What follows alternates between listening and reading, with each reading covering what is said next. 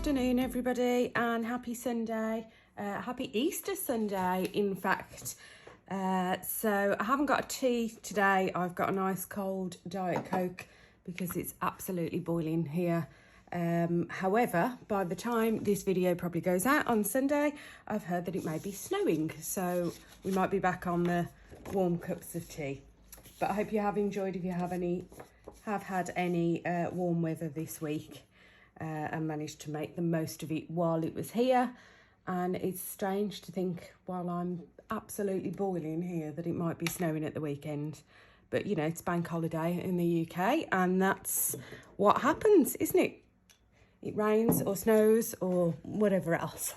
So a bit of a painting video today. I'm going to attempt to do a feather on this piece of black card here. So I've got a couple of different size brushes, a 0 for some fine detail, and a larger, anything from like a 6 upwards will do really.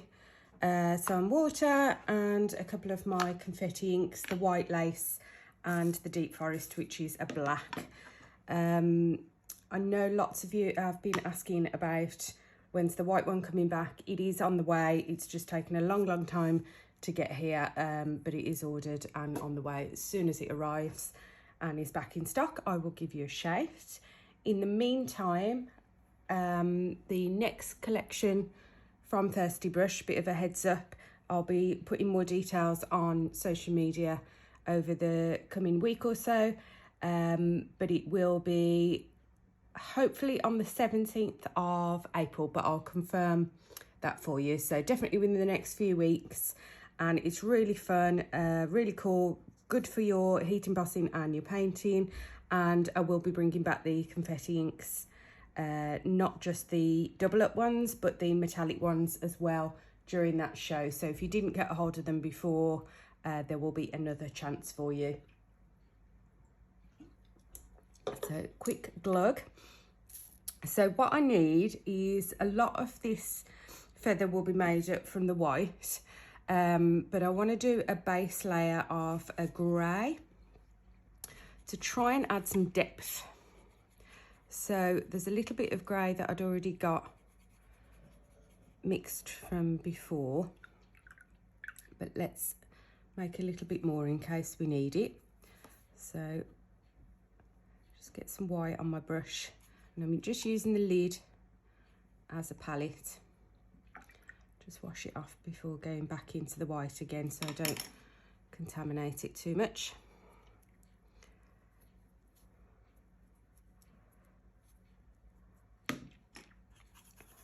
That'll be enough on the white front. So if you haven't seen these double up confetti inks before, they are watercolour paint with double the amount of pigment. So they're huge big pots, and they're really vibrant colours, and the fact that they've got double the pigment means that you can use light colours on dark paper and card, which you can't really do with standard watercolours.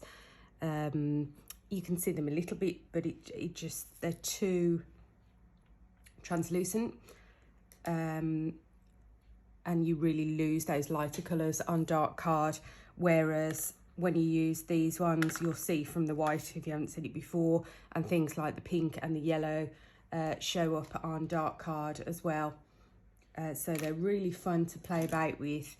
So they would show up, the white shows up on a dark card very similar to like a gouache or an acrylic, but you haven't got the texture, the thicker texture of those. You've got the texture of watercolour. So just to start off with, I'm just going to do a very light pencil mark, just to mark out my feather, like the spine of it, if you like.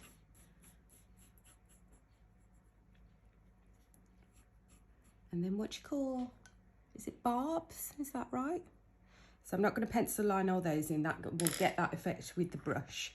So I'm going to take a little bit of the grey on the larger brush, and I'm just thinking where to start, maybe in the middle, and I'm going to take some light strokes So this is quite watered down, this grey. All it's giving us is a base. You're not going to get that like really feathery individual barbs look from this. You're just getting some background down. This is just going to add to the depth. So I'm using a flicking motion and then just smooth it out next to the spine. It's drying off pretty quick, but that's absolutely fine. You're not looking for fine detail here. You're just getting a little bit of light colour down. It just gives you almost like a little bit of a guide. So going from the centre, I'm leaving a little bit of a gap. That's going to create like a little shadow. And I'm just using flicking motions outwards there. So you're really thinking about the shape that your leaf wants to be rather than the individual feather barbs at this point. Okay, so it's just giving us, I suppose, almost like having a sketch, you know, if you were doing a light painting, a watercolour painting on light card, and you would do yourself a wash of colour over your pencil sketch. So this is giving us that kind of effect, but it will also add some extra depth. So that's, look, that's almost dry already. It's certainly dry enough for me to go over with the white now. So I want to use my thin brush, and I'm just kind of working a bit of the white on the top here. So I've got, it's not watery, look, can you see the consistency? That's creamy, and I want my brush just damp, not wet. I don't want any kind of pools of colour or anything like that. And I'm going to just start really, really light strokes from the centre.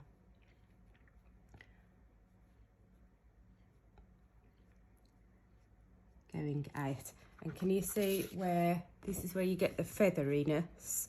Can you see, because the brush is damp rather than wet, just dampened from the paint itself really. When you feel like it's getting too dry and you're not getting anything off it, just another 1 or 2 dips and get that paint cream nice and creamy again. But then that's what you will get over time when you keep using the strokes, the flicking motion, a really, really light hand. That's when you start getting that texture. I'm just using the very tip of the brush just to neaten up next to the spine of the feather. I can feel it drying off again. So back in, really, really light, barely touching the paper. And if you think about a feather, you have different lengths. You have some thicker barbs than others. I hope I'm using the right word there. Is it barbs? Some come out further. And we can build up like layers of this then. So this is a nice fun project. What you can do as well is, you know, sometimes when you have a feather, if you find one, and some bits have kind of clogged together and then left a gap, so you could add gaps in, like if I leave that now, that will give us a kind of gap. Keep smoothing the centre as you go. Don't worry if you've got a bit of a line, we can get rid of that a bit later on. And can you see you've almost got like a bit of a shadow now behind where we've used that base grey, and I think that just makes that extra little bit of difference than just going straight in on the card, just the white on the black. So some of them you can have curve off, or you can have them all straight.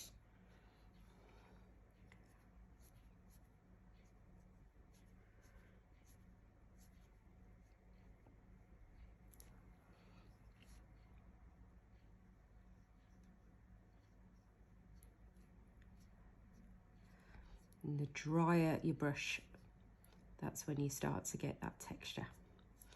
So just keep going. Nearly done on this first half.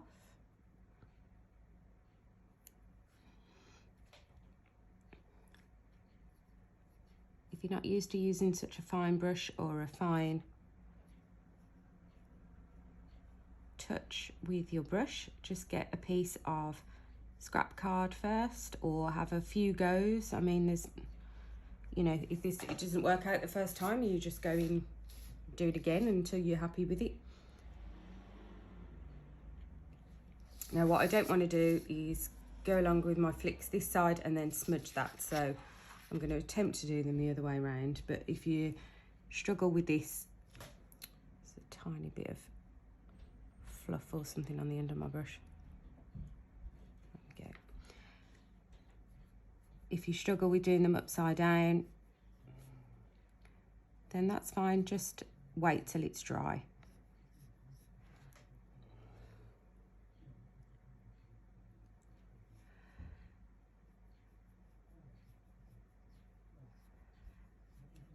Seem to be able to just about do them upside down too. I'm going to try and leave quite a large gap there, I think, just for a bit of interest. And then can you see I'm leaving a very, very small gap in between the two sides? That's going to act like our spine, and then we can go in and define that a little bit more once we've finished the feathers, the feather barbs.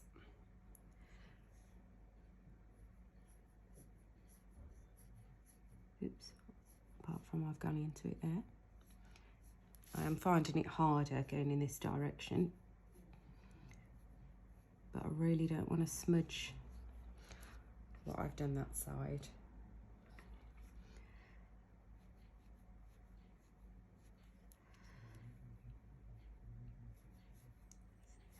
Think about maybe changing direction of it as well a little bit.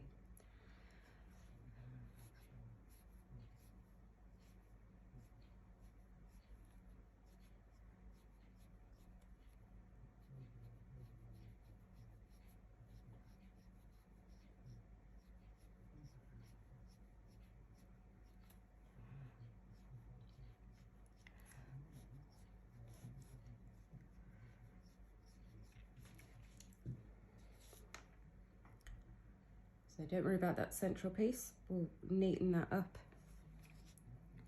as we go. So can you see my brush is almost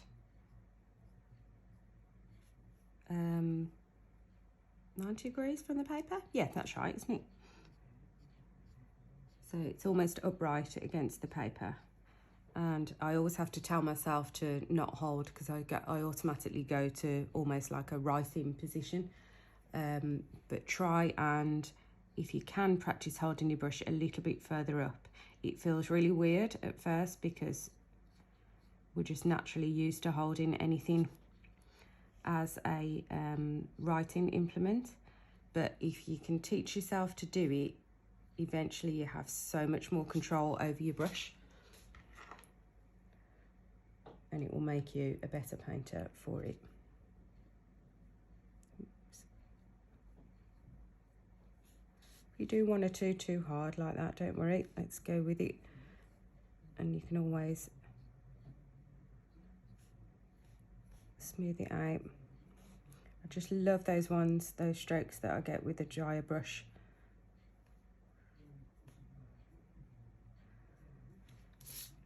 So we'll be able to go over and add some more of those. But that's the kind of main shape of it so far. I might do some little bits in a moment that make it a little bit more fluffy in parts. I'm not sure yet. So let's try and get that creaminess again on the brush. Yeah, I feel like this side needs fluffing up a bit. So just go in and add layers and add texture with that almost dry brush. Oh, that was too heavy-handed.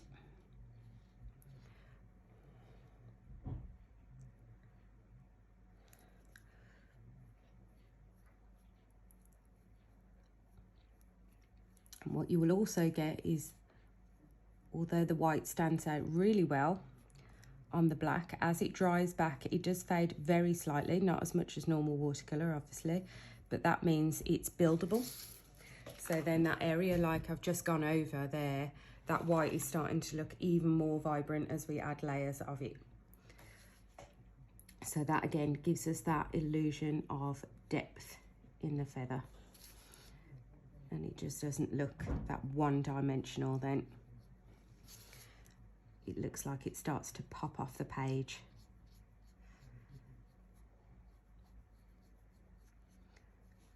Just smoothing out that central area.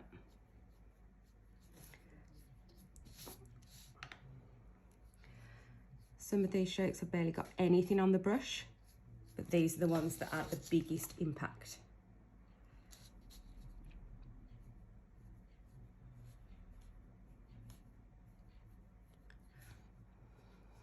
It's starting to look really nice and full.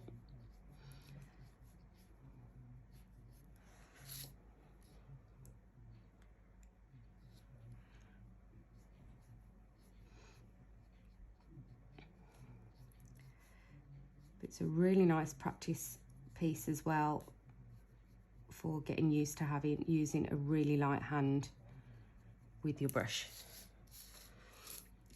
So just take a few pieces of card, have a few different goes, make different shapes of the feathers, have the barbs go in different directions, have gaps, have really full bits, and just keep going and going. Can you see these extra ones with just the really almost nothing on that brush?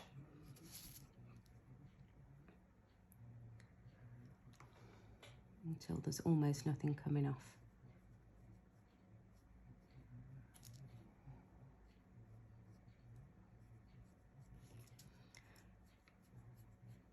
Okay, so I'm just going in with looking at areas and thinking, okay, where do I want to add any extra fullness or shape?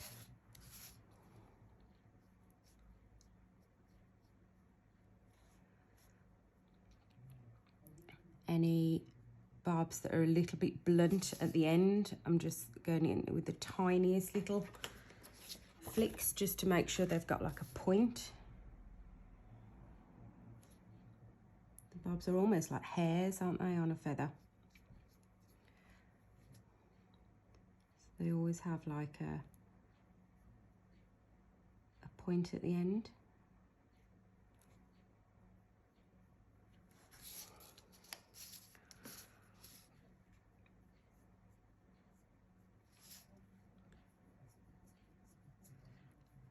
So you can make it as really stick or as kind of fantasy type feather as you like.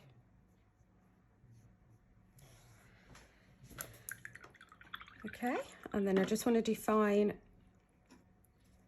that central piece and add in, is that part called the quill, where it's the central vine or spine, or so I'm going back to that grey.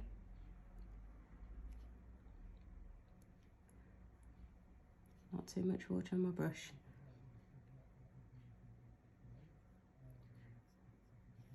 And I'm just going to define that line in the middle.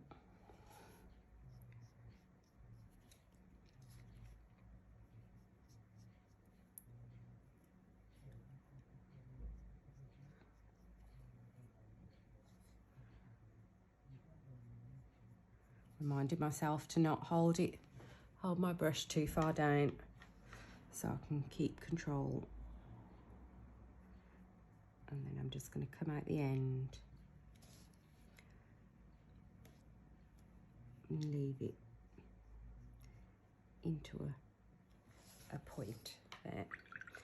Just let that bit dry off for a second. Then I might add a tiny bit more white on top of that in areas, just for some bits of definition.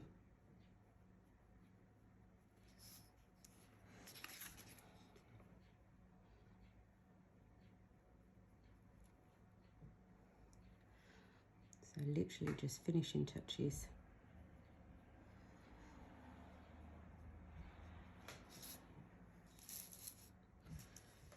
Just checking that I haven't got too many hard lines here in the central bit where I did the white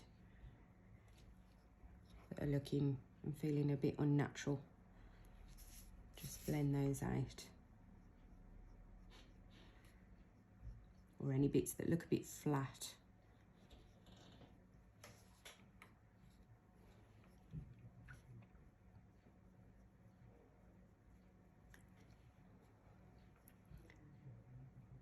And then just a tiny bit of detail on that quilt.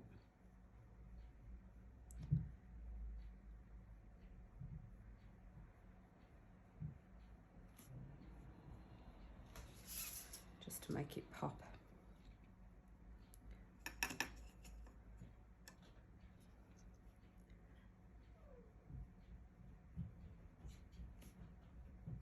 Okay, I think we're there.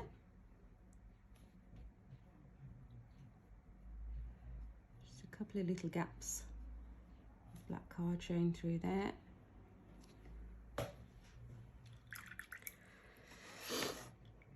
Now I won't do what I would normally do if I'm going to pop this on a card and make splashes and all sorts on it, but by all means if you wanted to add some splats and trim that down and make a card.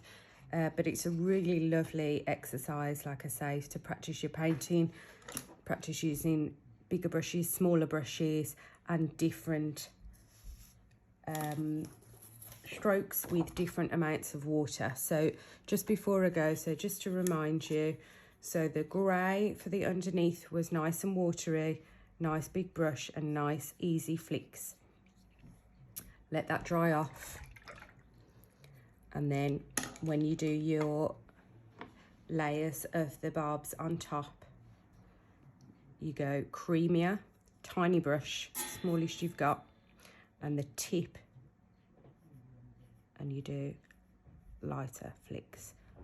You might even notice that before I start painting, I'm going over the card like this. This is because I want such a light touch that I don't want to go straight in and do that.